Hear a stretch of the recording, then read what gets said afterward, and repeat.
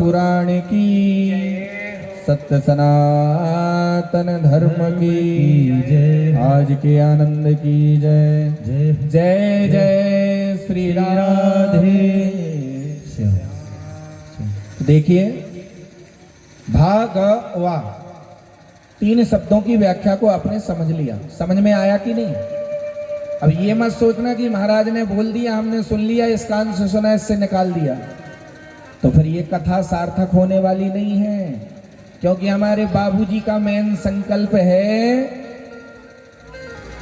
कि जो हमारे ग्राम के क्षेत्र के वासी हैं, जो गलत मार्ग पर चल रहे हैं, जो माता पिता का अनादर करते हैं, जो सुबह से शाम तक शराब पीते हैं, जो उल्टी सीधी आदतों को करते हैं, जो उल्टे मार्ग पर चलते हैं, उनके सुधार के लिए हमारे बाबूजी ने ये कथा रखी है। हमें इस कथा से संस्कार लाना है, माता पिता की सेवा करना है और अपनी हिंदू सनातन की सेवा करना है। साथ ही साथ हमें मर्यादा में रहना है, नशा मुक्त हो जाना है, संस्कारों को धारण करना है। ये हमारे बाबूजी का मेन संकल्प है कि कथा से हमारे महंगवा सर्रा का सुधार होना चाहिए, क्षेत्र का सुधार होना चाहिए।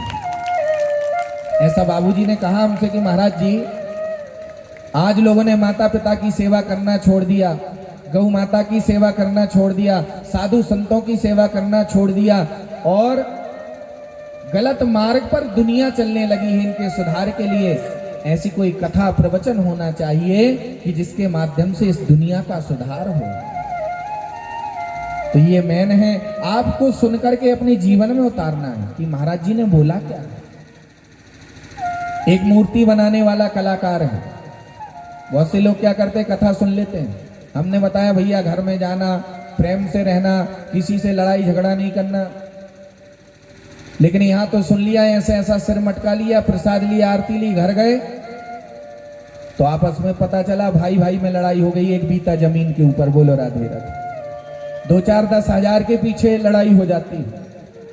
और तो ठीक है, आपस में पति पत्नी लड़ाई झगड़ा, दोनों पति देव यहाँ बैठे कथा सुन रहे, पत्नी जी यहाँ है, भैया परस्पर प्रेम रखना चाहिए। घर गए सो पता चला सोते सोते एक बार तो लड़ाई हो ही गई। बोलो राधे राधे।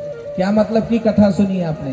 कथा सुन करके, प्रवचन सुन करके, कोई साधु संत महात्मा यदि आपको कोई संदेश देता है तो उसको मानना है और अपने जीवन में उतारना है। और अगर सुनोगे इस कान से, इससे निकालोगे, एक नहीं कितनी भी कथाएं सुन लेना, कभी आपका जीवन में सुधार होने वाला नहीं है। एक मूर्ति बनाने वाला कलाकार है, उसने बड़ी सुंदर 2 मूर्तियों को बनाया जो देखने में बड़ी सुंदर है। दोनों की हाइट एक सी है, हेल्थ एक सी है, बनाने वाला एक है। दोनों मूर्ति इतनी सुंदर कि एक बार देखो तो मोहित हो जाओ। उसने मूर्ति बनाई और कहीं एक नुमाइश मैदान में उन मूर्तियों को रखा। जरा ध्यान से सुनेंगे, बड़ा सुंदर दृष्टांत है। एक मूर्ति की कीमत है 5,000 रुपये और एक मूर्ति की कीमत है 50,000 रुपये।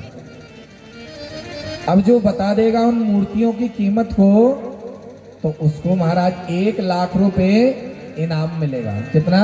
1 लाख रुपए इनाम मिलेगा।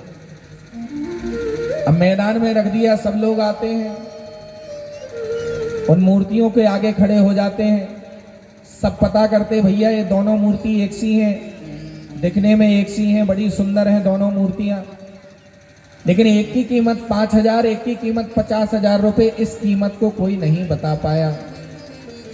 वहीं पर एक साधु महात्मा गुजर रहे थे। साधु महात्मा ने जब देखा बड़ी भीड़ भाड़ यहाँ पर लगी हुई है, तो दौड़े दौड़े गए उस सभा में। भैया क्या बात है, इतना ये जनता जनार्दन, ये समूह क्यों लगा हुआ है, बहुत बड़ा मेला दिख रहा है। तो संत जी से किसी ने बता दिया, ये दोनों मूर्ति हैं, एक मूर्ति की कीमत 50,000 रुपये है, एक की 5,000। जो बता देगा उसको 1 लाख रुपए इनाम मिलेगा। तो संत जी भी महाराज लोभ में आ गए। बोलो राधे राधे। फ्री का जब 1 लाख रुपए मिलेगा तो कौन लेना नहीं चाहेगा? सबको जरूरत है, सबके आश्रम है, सबके मठ बने हुए हैं, सबको जरूरत होती। संत जी महाराज लोभ में आ गए, लेकिन थोड़ा भजन करने वाले थे, ज्ञानी महात्मा थे। दौड़े दौड़े जैसे ही गए मूर्तियों के पास में, संत जी ने अपनी झोली से एक रस्सी निकाली, सूतली। उस रस्सी को जैसे ही निकाला, पहली मूर्ति के कान में डाली, तो वो सूतली इस कान से गई और धीरे धीरे इस कान से निकल गई। संत भगवान कहने लगे इस मूर्ति की कीमत 5,000 रुपए। प्रेम से बोलो राधे राधे। कितनी है? 5,000। पहली मूर्ति के कान में डाली, इस कान से डाली, इस कान से निकल गई। कीमत संत जी ने बता दी 5,000 रुपए। दूसरी मूर्ति के कान में जैसे ही रस्सी निकाल के दोबारा से डाली, धीरे धीरे वह रस्सी इस कान से गई, कान से जाकर के कंठ में गई, कंठ से जाकर के हृदय में गई, हृदय से जाकर के पेट में पूरी रस्सी जाकर के समा गई। संत जी ने घोषणा कर दी इस मूर्ति की कीमत 50,000 रुपए है। कितनी? 50,000 रुपए। देखने वाले आश्चर्यचकित रह गए, भैया संत तो बड़े विद्वान हैं, बड़े साधक महात्मा हैं, इन्होंने तो तुरंत बता दिया। अब इस दृष्टांत से आपको ये सीखना है कि एक नहीं 10-20 कथा भी सुन लोगे और सुन करके यदि इस कान से सुनोगे, इस कान से निकाल लोगे, तो 5,000 तो छोड़ो, आपकी कीमत 5 रुपए की भी नहीं रहेगी। बोलो राधे राधे। रहेगी क्या? ऐसे कितने लोग हैं जो टीवियों पर कथा सुन करके, बड़े बड़े साधु संत महात्माओं की, बड़े बड़े गुरुजनों के प्रवचनों को सुन करके शराब पीना छोड़ दिया। जो गलत मार्ग पर चलते थे, टीवियों पर प्रवचन कथा सुन करके आज सतमार्ग पर चलने लगे। दुनिया के सब कुकर्मों को छोड़ करके अपने कर्मों पर चलने लगे। ये शक्ति केवल प्रवचन में, गुरुजनों में, साधु संतों में होती है। अगर वास्तव में एक कथा आप सुन लोगे ध्यान दे करके, तो आपके जीवन को बदल देने वाली भागवत की कथा है, आपके जीवन का कल्याण कर देगी। प्रेम से बोलो राधे राधे। तो कहने का अर्थ यह है कि एक नहीं 10 कथा सुन लोगे, 50,000 की तो छोड़ोगे, छोड़ो आप, जीवन में आपकी लाखों की कीमत हो जाएगी। क्योंकि अगर प्रवचन कथा सुनने से आपके जीवन का यदि बदलाव हो गया, तो फिर इससे बढ़ के और क्या धन हो सकता है, क्या मूल्य हो सकता है। जिसने अपने जीवन का सुधार कर लिया, ऐसी भागवत की कथा आपको जो एक बार श्रवण कर लेता है, उसके जीवन का जन्म जन्मांतरों का पाप नष्ट हो जाता है।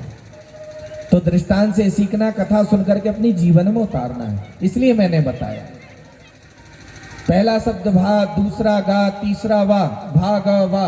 अब चौथा शब्द और बाकी, वो है ता। ता माने क्या होता है? ता माने होता है त्याग। क्या होता है? त्याग। दुनिया में हम सब कुछ करते हैं, लेकिन त्याग बड़ी मुश्किल से आ पाता है। बोलो राधे राधे।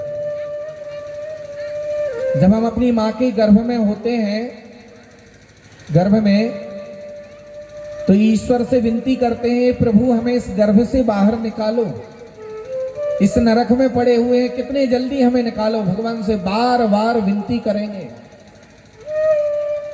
हे प्रभु आप बाहर करो हमको इस नरक से, हम आपकी भक्ति करेंगे, हम आपका नाम लेंगे। भगवान ने कृपा की और हमें जन्म दे दिया, संसार में आ गए। पर वचन दे के आए थे, लेकिन वचन जो दिया था वो भूल गए।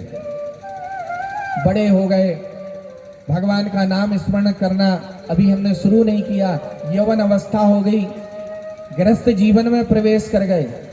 गृहस्थ जीवन को लड्डू जो खा ले सो वो भी पछताए, और जो ना खाए सो पछताए। बोलो राधे राधे। गृहस्थी में गए तो दुनिया को भूल गए, भगवान से जो वचन दिया उसको भूल गए। अब हम क्या सोचते हैं कि बुढ़ापे में भजन करेंगे। क्या बुढ़ापे में भजन करेंगे? तो ये बताइए, बुढ़ापा कोई जान सकता कब आता है? बुढ़ापा तुम कितना भी सोचो, बुढ़ापे में जब खटिया में पड़ जाते हो तो कितना भी सोचो भगवान का भजन करेंगे, नाम लेंगे, लेकिन बुढ़ापे आने पर ना नाम हो पाता है, ना माला हो पाती है। ये लगता है इतनी माया और आ जाती, खटिया पे पड़े पड़े ना जाने कितना माया दिखती है, लेकिन भगवान का भजन नहीं हो पाता। आप सोचो बुढ़ापे में हो जाए तो नहीं होता है, क्योंकि एक बालक और बूढ़े की बुद्धि एक समान होती है। बोलो राधे राधे। तो इसलिए भगवान की भक्ति करना जन्म से ही प्रारंभ कर दें, अपने स्वभाव में जब ले लेंगे तब जाके बुढ़ापे में आप कुछ कर पाएंगे। और ये बताइए, हमें सबको मालूम होता कि हमारी शादी कब हुई है, हमें सबको मालूम होता है कि हमारा पहला बच्चा कब हुआ, उसकी तारीख पता होती है, हमें ये सब पता होता कि हमारी शादी की सालगिरह कब आती, सब लोग मना लेते हैं।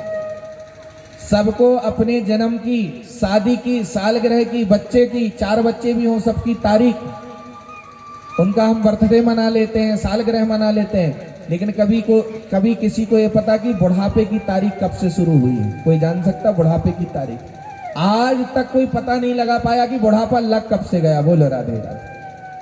किसी का बुढ़ापा 40 साल में आ जाता, किसी का 50 में, किसी का 60 में, किसी का 70 में। कोई जान नहीं सकता है इस तारीख को कि बुढ़ापा कब से लग गया। तो फिर भगवान के भजन करने की तारीख क्यों देखते हो? अरे इस तारीख को भी भूल जाओ। जन्म से ही, बाल अवस्था से, वन अवस्था से, गृहस्थ अवस्था से ही हम ईश्वर से जुड़ जाएं और उनका भजन करना शुरू कर देंगे तो हमारा कल्याण हो जाएगा।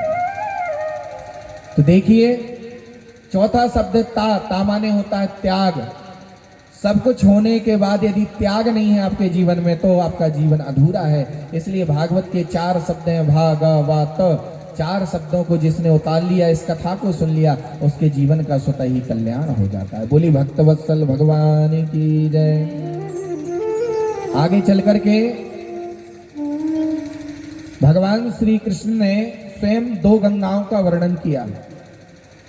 एक गंगा है भागीरथी गंगा और दूसरी गंगा है भागवत रूपी गंगा। भागीरथी गंगा कौन है? जो हरिद्वार इलाहाबाद में हमें जल के रूप में दर्शन देती है, वह हो गई भागीरथी गंगा। और दूसरी है भागवत रूपी गंगा। उस गंगा में स्नान करने के लिए हमें हरिद्वार इलाहाबाद जाना पड़ेगा। क्या विचार करते हैं? अरे जीवन में बहुत ज्यादा पाप हो गए हैं, गंगा में डुबकी लगाएंगे तो हमारे जीवन के पाप धुल जाएंगे, ये सोचते हैं ना। पर ध्यान रखना, वह गंगा भगवान की चरणार बिंदों से प्रकट हुई, मतलब चरणों से। और भागवत रूपी गंगा भगवान के मुखार बिंद से प्रकट हुई। अब बताइए श्रेष्ठ कौन होगी?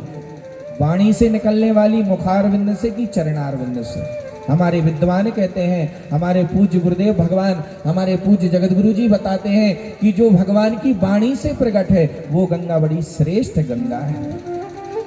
उस गंगा में स्नान करने के लिए इलाहाबाद, हरिद्वार जाना पड़ेगा। डुबकी लगाओगे तो आपका तन पवित्र हो जाएगा, दुनिया के पाप तो धुल जाएंगे। लेकिन भागवत रूपी गंगा में जो डुबकी लगा लेता है वह गंगा आपके तन को धोने वाली है, ये गंगा आपके मन को धोने वाली है, आपके मन को पवित्र कर देती है। और सकल लोक जग पावनी गंगा।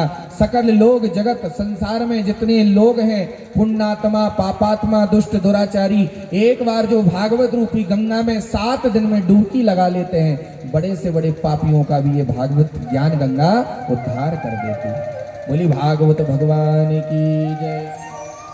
सकल लोक जग पावनी गंगा, सारे सकल लोक जगत को पवित्र करने वाली ये पावन गंगा है, इसलिए बड़ी श्रेष्ठ है। और एक बात, उस गंगा में जाओगे तो 2-4 दिन का समय लेना पड़ेगा, टिकट भी कराना पड़ेगी।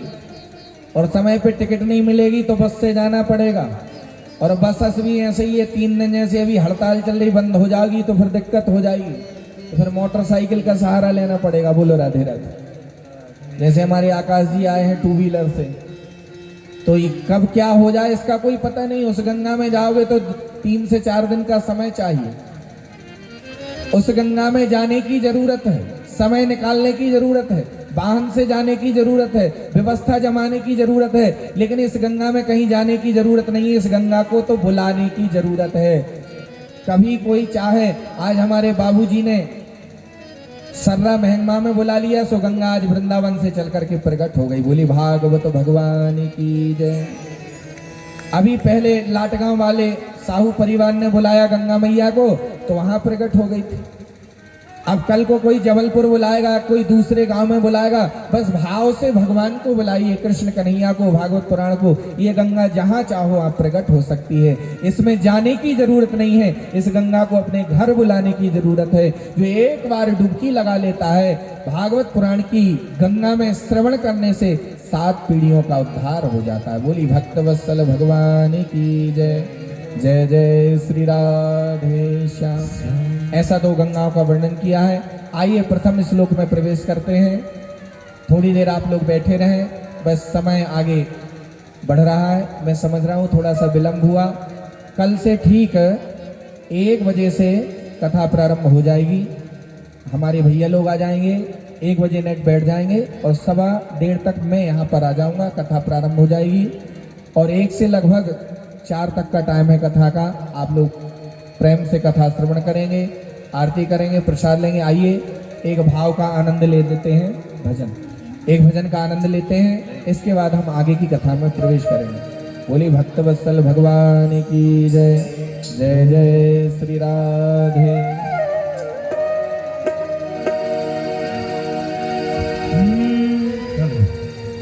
Hello hello.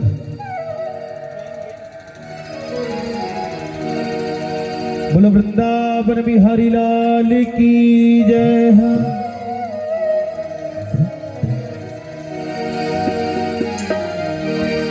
अरे अकेली गई थी ब्रज में, कोई नहीं था मेरे संग में, मोर पंख वाला मिल गया। हाय मोर पंख वाला मिल गया।